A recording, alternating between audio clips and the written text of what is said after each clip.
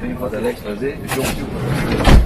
Ótimo, prazer conhecer o Alex. Você que vai entrevistar? Isso, exatamente. Ótimo. De alguns pais que falaram que há dificuldade em se comunicar com os filhos, esses que ficam aqui, né? Por questões de distância e tal. Inclusive, foi bom você ter perguntado, porque um dos casos que ficou mais midiático aí foi de uma irmã nossa. Ela tem uma palavra a dizer a esse respeito. Meu nome é Bruna Almeida Piva. Eu conheci os Arautos em 2009. Meus pais, inclusive, acompanhavam muito. O projeto é maravilhoso. Ele acabou despertando na minha filha o prazer pela música, o prazer pelo instrumento. Ela sentiu prazer também, despertou para fazer teatro. Ela adora. E vim morar em 2010. Ganhei a bolsa para o colégio e em 2010 eu tinha 12 anos. Aí passei todos esses anos. Eu tinha 12 até completar 18. Foram muitos anos, tudo com autorização dos meus pais. Eles tinham uma certa dificuldade, certa saudade de mim, compreendo totalmente meus pais. Natural que tenham saudade de mim, acredito que os pais de todo mundo têm saudade dos filhos. Mas a gente sempre conviveu muito bem. Inclusive com as irmãs dos Arautos, elas iam na casa da minha mãe, jantavam lá, almoçavam lá, etc. Eu ia pra casa todo fim de semana, ia pra casa nas férias, etc. E gostava muito de estar nos Arautos, como sempre gostei. Em 2015, eles acharam melhor, que eu tinha terminado a 3ª série do ensino médio, acharam melhor eu passar um tempo lá com eles, em casa. Fui pra casa, fiquei lá meses, um mês antes de eu fazer 18 anos, eu vim pra cá já definitivamente. Falei, olha mãe, eu gosto de lá e quero ir pra lá. E vim antes de fazer 18 anos, fiz meu aniversário de 18 anos aqui, comemorei com os meus amigos, etc. Mas nunca deixei de ver os meus pais. Sempre ia, passava o dia com eles, almoçava, via avó, pai, mãe, tia, primos, etc. E de um tempo pra cá, minha família ela foi mudando, usando de expressões fortes, de frases fortes pra comigo. E eu achei estranho, porque meus pais sempre foram muito doces, minha mãe, meu pai. Depois eu fui ver que eles tinham tomado contato com essas acusações e com certas pessoas que são contrárias à instituição, que tinham dito coisas pra eles. Uma pessoa estranha, que eu não sei quem é, falou pra minha mãe que eu odiava ela. Eu sempre falei pra minha mãe, mãe, eu te amo, sempre falei. E a minha mãe veio um dia falando que eu odiava ela. Eu perguntei, mas mãe, quem te disse isso? Puxa, eu nunca disse isso. E minha mãe falou, não, me falaram aqui que dentro dos Arautos ensina a odiar os pais. Mentira, eu nunca vivi isso. Eu acho que minha mãe foi vítima de pessoas que são contra os Arautos e que foram fazer a cabeça dela. Minha mãe sofre muito com isso. O meu pai sofre muito com isso. E no meio disso tudo, a minha tia, que sempre foi... Desculpa falar isso, minha tia sempre foi uma pessoa muito difícil de temperamento, sempre foi causa de desunião entre os meus pais. Minha mãe sempre brigou com meu pai por causa da minha tia. E mais uma vez, essa minha tia veio fazer a cabeça dos meus pais, fazer eles ficarem contra mim, dividir a minha família, como é de sempre fez isso, todo respeito, sei que eu fiz pra ela. Enfim, e começou a instigar meus pais a fazer coisas que eles nunca fariam por eles. Nunca fariam, por exemplo, eles abriram um processo de curatela para provar que eu sou uma pessoa incapaz. Eu faço faculdade de letras, eu escrevo artigos para a revista Arautos. Eu sou flautista, toco música, eu tenho várias atividades aqui dentro que podem provar perfeitamente que eu não sou uma pessoa incapaz. E puxa, meu pai e minha mãe fazerem isso comigo não é deles. Eu tenho certeza absoluta, eu ponho a mão no fogo para dizer que meu pai e minha mãe sozinhos nunca fariam isso. Foi coisa da minha tia, que é advogada. Agora meus pais se afastaram de mim muito. Eles não acreditam, por exemplo, que eu mando mensagens, eles não acreditam que sou eu. Não acreditam no meu carinho. Eu chamo minha mãe de mãezinha, ela não acredita. Depois, ela ouve todas as pessoas fora que dizem mal da instituição, que são contrárias. E quando eu, filha dela, chego para ela e falo, olha mãe, não é assim, isso não é verdade. Eu vivo lá dentro, eu sei o que está acontecendo lá dentro, minha mãe não me ouve, não leva em consideração. E eu peço, pelo amor de Deus, que as pessoas que fazem isso com eles, que parem de fazer. Que parem de fazer isso, parem de dividir a minha família, parem de voltar os meus pais contra mim. Eu faço um apelo de filha, pelo amor de Deus, parem de fazer isso, porque eu quero meus pais de volta, quero minha mãe e meu pai de volta, a relação que eu sempre tive com eles. Por favor. Então eu peço, minha tia certamente vai me ouvir, por favor, tia. Para de dividir minha família. Pelo amor de Deus, para de fazer os meus pais ficarem contra mim. Se eu fiz alguma coisa pra você, diante de Deus que está nessa igreja, eu peço perdão. Nunca quis ter feito isso. Eu queria perguntar, você já nos narrou que está há bastante tempo aqui nos Arautos. Bastante. E você nunca presenciou nada disso que está sendo denunciado, né? Nunca. Todas as denúncias, então. tanto no que diz respeito às pessoas da instituição, abuso psicológico. Puxa, falam que as pessoas não são atendidas, que não ligam para as pessoas. Ligar para os meus pais, eu liguei a vida inteira. Eu ia para casa todo final de semana, todas as férias. Nunca sofri nenhuma espécie de bullying por causa disso. Nunca sofri nenhuma espécie de rejeição, de correção, de aperto, assim, de bronca, nada. Nunca fui proibida de ir para casa, nunca. Queria agradecer vocês por nos ouvirem. Puxa, eu acho que o Brasil inteiro tem direito de saber a verdade sobre os arautos.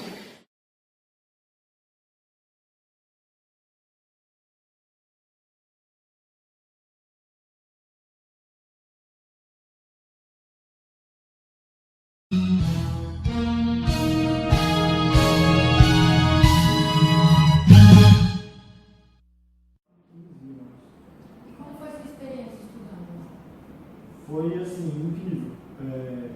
Foi uma experiência única. Eu creio que, de acordo com a minha situação de vida, com o local que eu morava, a minha situação no momento, seria assim, 99% impossível ter a mesma experiência que eu tive lá. Vários fatores, não sei se vou conseguir falar tudo agora, por exemplo, os arautos têm pelo mundo inteiro, então eu tinha convívio com as mais diversas nacionalidades, então o contato cultural é muito grande de todos os países possíveis, assim. Então isso enriquece muito e abre muito a visão nossa, assim, sair do local de origem, conhecer novas línguas, novas pessoas, novas realidades de vida, que assim eles traziam as experiências deles pra gente e a gente levava a nossa pra eles também. E quanto tempo você passou por no colégio em si foram 4 anos. Eu fiz o ensino médio e o ano do ensino fundamental, faltando. Então você lá tem disciplinas normais, você estudando de forma normal, que foi dito que não estudava, isso não é verdade. Não, eu tinha todas as matérias, tinha um ensino religioso, todas as matérias da religião, mas sempre cumprindo com toda a carga do método que era exigido, mas a parte religiosa era um complemento, entendeu? O nosso horário de estudo era bem mais amplo, justamente por causa disso, para poder abranger tudo, essa captação de matérias, no caso. E você tinha contato com seus pais? Como que funcionava? Tinha. Era um contato que é impossível você dizer que era um contato de quem convive com os pais na mesma casa, não tem como. Você vai para lá... Os seus pais ficaram aqui? Então? Sim, eles eram daqui. Meus pais eram separados. Minha mãe e meu pai não eram presentes com minha mãe, mas ele não achou ruim eu ir e deu apoio. Minha mãe sempre esteve presente, inclusive toda a minha família participava, um ponto que eu acho assim, absurdo dizer que os arautos excluem a família, porque a minha família lá nós somos 5 filhos. Todos de algum modo participavam, a minha irmã mais velha já comemorou o aniversário conosco, com eles na época, todos estavam juntos. Eu tive uma irmã que fez parte também, e a minha mãe, inclusive, ela fazia parte dos terciários, que são as famílias que estão nos arautos. Assim, eles não moram nos arautos, mas estão sempre participando. Fez parte também. Então, ela estava por dentro do que eu fazia. No começo foi um pouco mais difícil, porque questão de horários, eu me adaptar lá, eu perdi um pouco de contato, não conseguia conversar direto, mas logo depois que eu consegui me ajeitar, consegui manter contato, ligava, conversava na medida do possível, que a rotina era muito corrida, e aí ela ia para lá, para me ver, nas férias eu voltava para cá, para ficar com a família, tudo dentro do possível. E como que era o convívio, assim, quando já seguia alguma situação de humilhação, de alguma coisa que... De humilhação não, eu via situações assim, de correção. Lá, como a gente não estava com nossos pais lá, os nossos superiores faziam o papel do pai, de corrigir, de educar. Então eles impunham limites, corrigiam, tudo assim, de forma muito educada e nada exagerado de humilhar, de oprimir a pessoa de forma alguma. Entendi. E vocês podiam sair? Como que é? Colégio interno. Sim. Ah, tá. Colégio interno. Mas quero ir na rua fazer um lanche. Como que a pessoa que está lá, ele tem uma carga de responsabilidade muito grande para a criança. Então, tinha todos certos limites e tinha que tudo. Vai sair, tem que pedir autorização, o local que vai. Mas, por exemplo, eu tinha consulta com o médico, eu saía, ia para consulta. consulta, voltava. Tudo que eu precisasse sair que fosse necessário, eu podia, não tinha uma restrição de liberdade de forma alguma. Mas você saiu nada por causa da instituição, foi uma decisão pessoal? Foi uma decisão minha, porque para a vida religiosa é muito diferente. Você abre mão de muita coisa, você tem que se dedicar. Então, eu tinha me dedicado bastante, aberto mão de muitas coisas, e aí eu comecei a pensar que queria outras coisas, eu mudei minhas prioridades, aí eu decidi sair. Mas você recomendaria o colégio? Sim, eu não me arrependo do que eu vivi lá, mas aí a minha decisão eu tomei de lá não, aqui, mas aí eu decidi seguir minha vida, entendeu? Hoje você faz o quê? Hoje eu trabalho, passei em concurso público há 6 anos, sou policial militar. Eu concluí a faculdade já, curso superior em logística, ano que vem eu vou iniciar outro curso superior. E eu posso dizer que toda a formação que eu recebi deles ajudou bastante. Tanto na base de estudos, eu passei no concurso de primeira. A primeira tentativa que eu fiz, eu consegui passar. Isso logo depois que você parou, você já eu concluí. Você teve contato com o senhor João? Sim. Como é que o senhor teria para falar dele? Eu morei na casa que eles chamam de Tabor, né? Que é onde está o colégio e tem vários alunos que moram lá. E o moço que era uma das casas, não sei se é a casa que ele mora ainda, ele morava lá na época também. Então tinha bastante convívio, não era convívio íntimo, porque não tinha como, mas eu via bastante. Passava, tinha as minhas celebrações e eu nunca presenciei nada do que foi relatado. Se eu, tanto pela formação quanto pelo meu caráter, se tivesse acontecido algo que eu visse, que desconfiasse, ou que eu visse alguém falando, aquilo me espantaria e eu teria, seria diferente, mas eu nunca ouvi falar nada nesse sentido, de abuso, de jeito nenhum. Porque o que causa estranheza foi justamente o fato de muitas acusações que ninguém nunca viu. Nós temos. Você estudou lá também? Estudei. Não fui membro também, né? Mas nós temos um grupo que foi de ex, assim, todo mundo ficou espantado, porque, poxa, ninguém nunca viu isso, tem que tirar essas acusações. Inclusive, a minha irmã, eu tinha não convivia com ela, mas eu convivia. Separado, né? Separado, exatamente. Mas tinha momentos, ia ter a missa, que era junto, a gente conversava um pouco antes da missa, de conversar, ela nunca me relatou nada disso. O que me estranha é toda essa situação, porque na época ela nunca relatou nada e ela tinha abertura comigo para conversar. De uma hora para outra aparece assim, se eu não me engano foram 40 acusações denúncias do Ministério Público.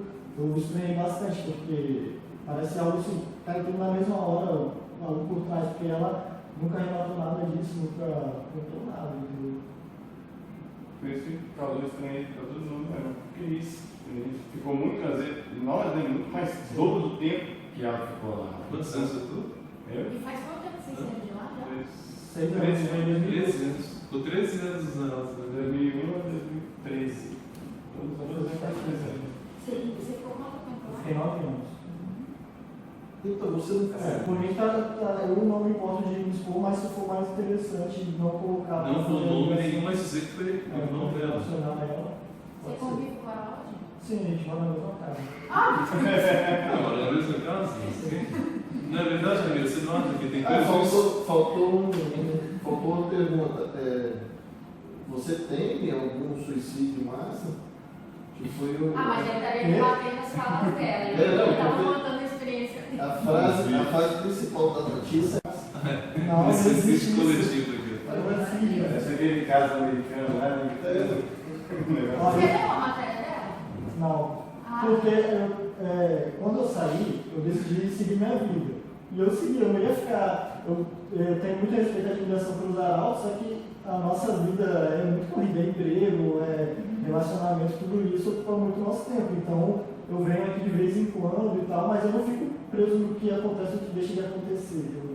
Aí ela discute muito e bate boca com nossos amigos a respeito disso, mas eu não imaginava que isso ia esse ponto, não tem sentido isso. E principalmente por ela, ser uma menina muito boa, né? Tipo, muito tranquila, a gente não tinha pensou que pudesse acontecer uma coisa. Nossa, sim. Suicídio coletivo. Eu tenho mais pelo suicídio dela, porque ela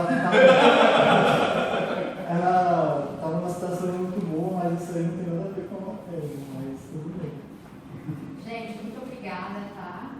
Então tá, mas você pode colocar então como irmão mais jovem, né? Sim.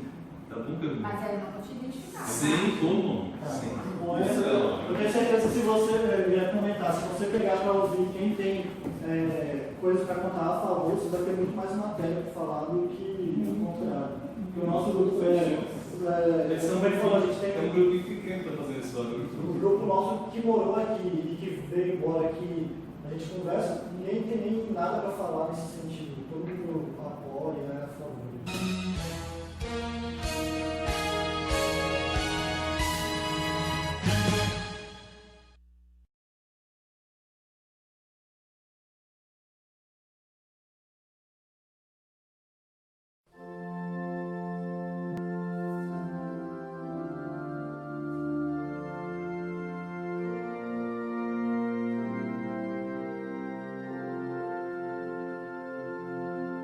Meu recado para todas as mães: não proíbam, não briguem, não se preocupem, não acreditem nessas calúnias.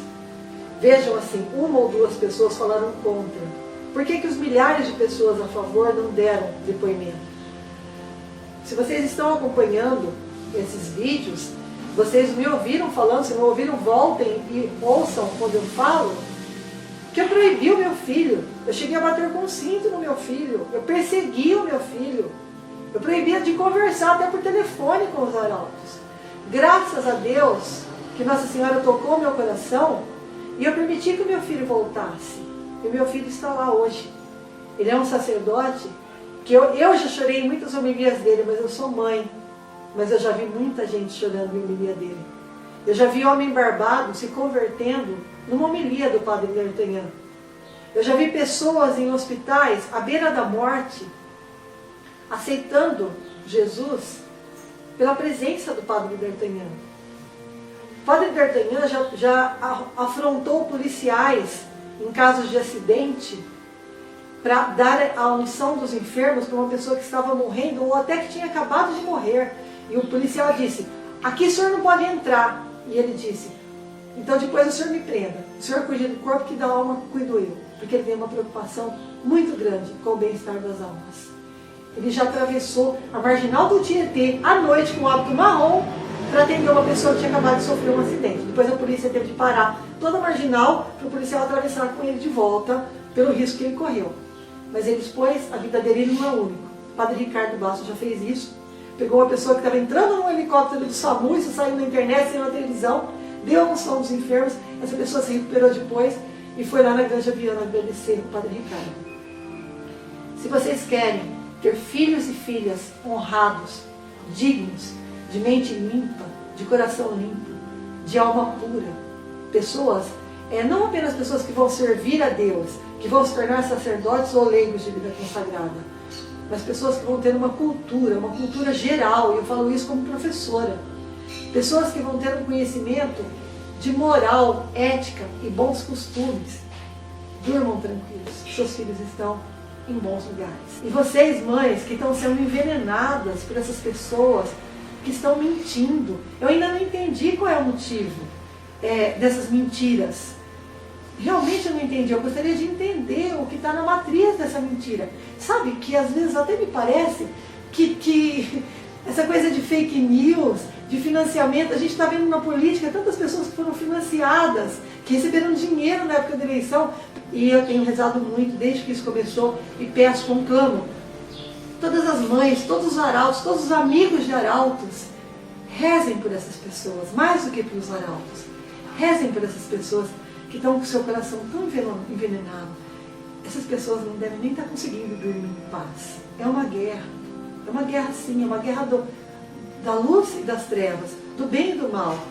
E os fatos falam por si, a gente não precisa falar qual lado que é qual lado.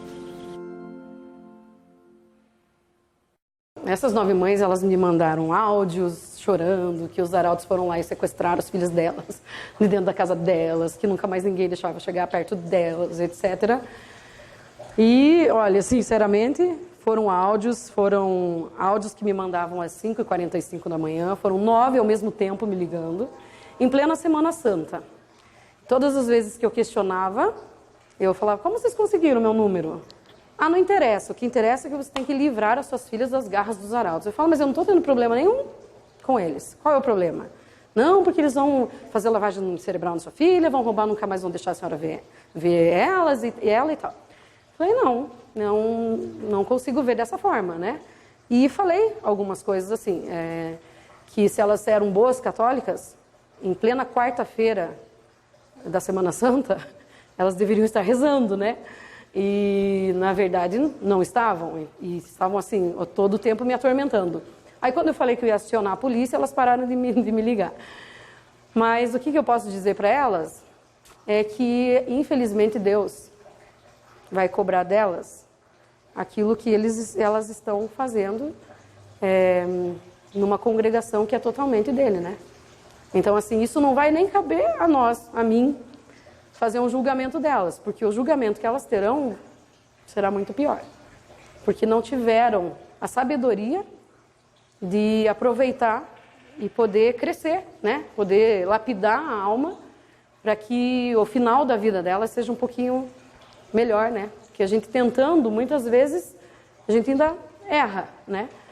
Agora, chegar a difamar uma instituição que, para algumas delas, até tem uma bem próxima, que me falou várias coisas, me mandou áudios assim horríveis, aí me disse que eu não tenho sabedoria, que eu não tenho isso, que eu não tenho aquilo, e eu penso, meu Deus, eu nunca vi a pessoa aqui ajudando em nada. Então, e o que eu falei para as outras, muitas de vocês, garanto, que nunca levantaram um prato, nunca ajudaram a tirar um pó de um banco lá dentro. Porque o que é ser terciário, o que é ser arauto? É estar dentro das atividades, né? Das atividades da sede. Então, se não vem ajudar, se não sabe como funciona o dia a dia, qual é a condição que você tem para me fazer uma crítica dessa?